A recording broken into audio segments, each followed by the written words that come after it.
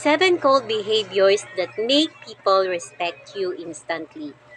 Welcome back to my YouTube, TikTok, and Facebook channel. If you're here, it means you value self-respect, discipline, and inner strength. Hindi lahat ng respeto ay hinihingi.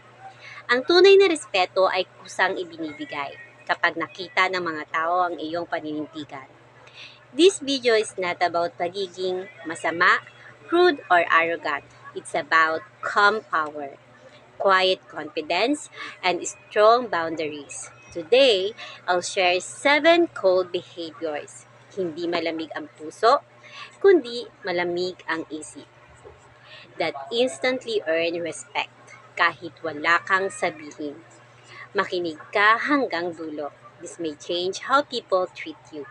Number 1, you don't explain yourself to everyone. Ang taong may malinaw na direksyon sa buhay, hindi nagpapaliwanag sa lahat.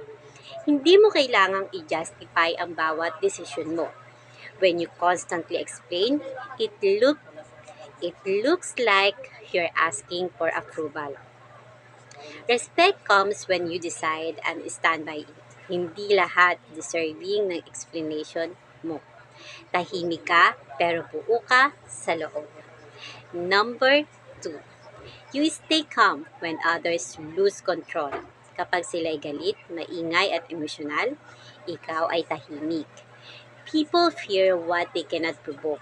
Ang kalmadong tao sa gitna ng gulo ay mukhang leader. Hindi biktima. Hindi ka malamig. Kontrolado ka. At ang tao may kontrol sa sarili, may respeto mula sa iba. Number 3, you say no without guilt. Maraming tao ang nawawala ng respeto dahil takot silang tumanggi.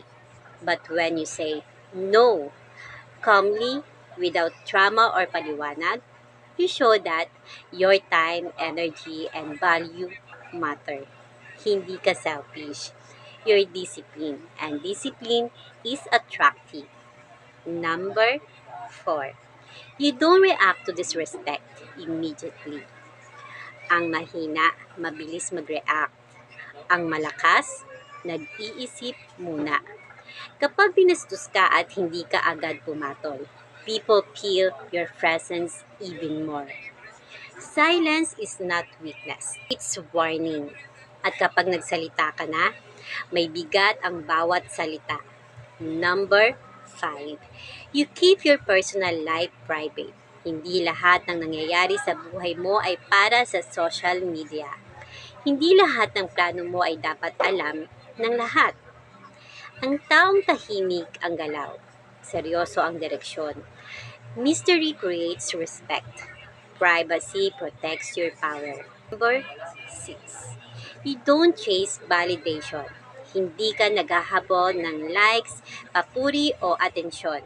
You don't need to prove anything. You let your actions speak. Kapag hindi ka uhaw sa approval, people naturally look up to you. Respect follows those who stand alone if needed.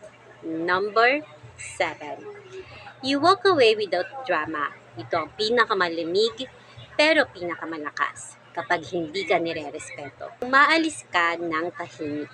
No insults, no explanations, no revenge. Walking away shows you know your worth and nothing commands respect more than self-respect. Ang respeto ay hindi nakukuha sa lakas ng boses. Nakukuha ito sa lakas ng loob, sa katahimikan, at sa disiplina. Be kind, but not weak. Be calm, but not passive. Be quiet, but never invisible. If this message gave you clarity, strength, or peace, that means you're growing.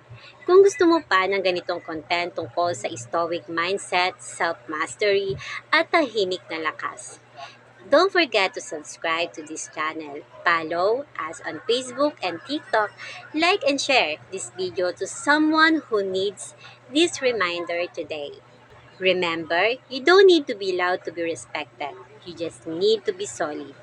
Thank you for watching. Stay disciplined, stay calm, stay powerful.